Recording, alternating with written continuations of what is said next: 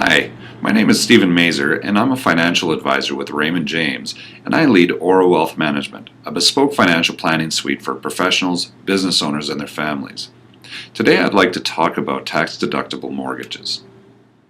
Several months ago, I met a new client looking for financial planning, and after reviewing her situation, I realized that all of her investments were leveraged against her home.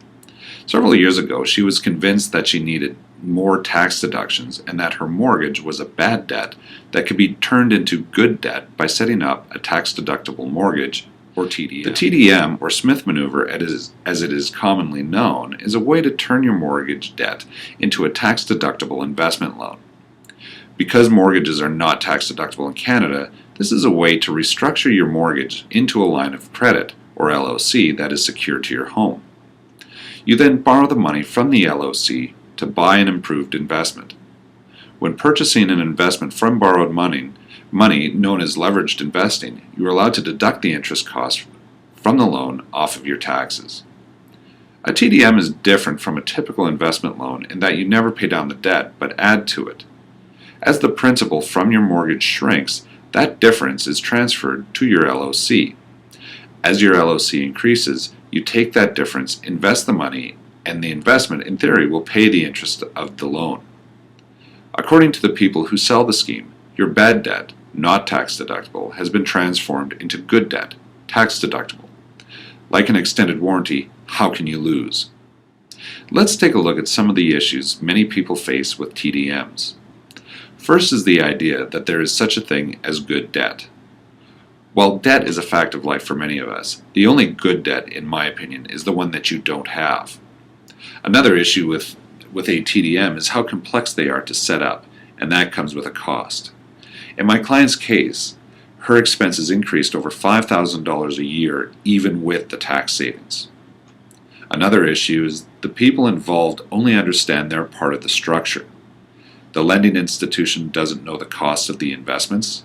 The financial advisor doesn't know what the setup costs are from the lender, and no one calls the client's accountant to see if there are better options to find tax efficiencies. You also have to ask, what if your investment goes down and you aren't able to pay back the loan? Also, many cases, deferred service charges or DSC mutual funds are bought. If you ever need access to your investment, you are charged the DSC upon selling, which can be as high as 5.5%. This can really hurt if you have to sell your investments to buy another home. And this brings us to what happens if you sell your home. Your home needs to be equal or greater to the loan value. If you decide to move, or worse, forced to move, you are going to have the down payment for your next home. Also, there might be penalties for paying off your loan early. At the end of the day, leveraged investing, specifically TDMs, need to be very carefully considered. A great deal of homework needs to be done by the investor to make sure this is an appropriate way to save and invest. Always consult with your financial advisor and your accountant to make sure it's right for you. In 10 years as a financial advisor, I personally have never come across a circumstance where setting up a TDM was beneficial for my clients. Yet there are seminars held across the country that continue to aggressively push TDMs as a way to save. I will fully admit my bias and say most people should avoid this type of investment structure. The potential costs, market volatility, and hidden fees are simply not worth the risk to your home or financial situation. This is not to say if someone is in a TDM that it should just be shut down. Anyone who has taken first aid knows you don't just yank a knife out of the patient, as you may do more damage. Depending on how a TDM was set up, the structure may have to collapse differently than from someone else, or it may not be appropriate to wind it down at all. Professional advice is essential.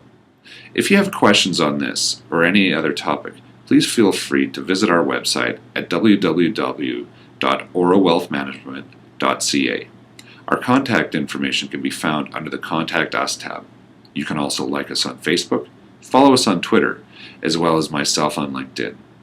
Thank you for your time, and I hope you found this information useful.